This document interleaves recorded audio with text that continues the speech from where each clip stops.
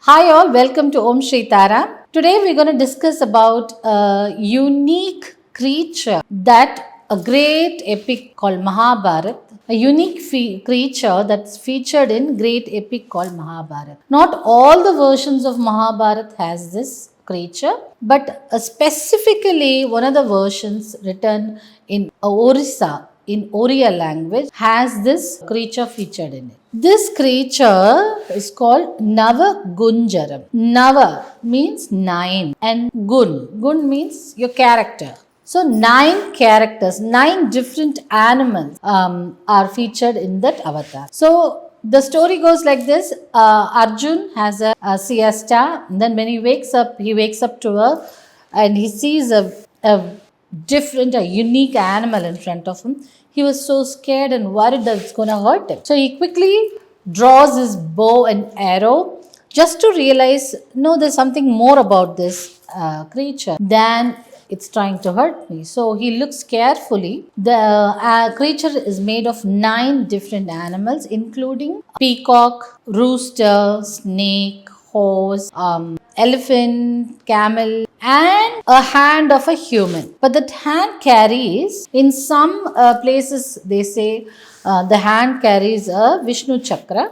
In some places, they say the hand carries a lotus. So it could be either way. Both denotes Mahavishnu. So he quickly realizes this is some type of avatar of Mahavishnu. So let me just literally see it properly. And then he realizes the purpose of his birth and what he has to do to bring in justice and law or dharam path. So this is a unique feature of an animal. Lot of people say this is like 11th avatar of Mahavishnu, but there is no confirmation or any stories that supports this statement. So this Navakunjaram, if you see this every single day, it could be a mythical feature, mythical creature. So this Navakunjaram, if you keep seeing it every day, this brings in lot of good luck, lot of wealth, prosperity, abundance,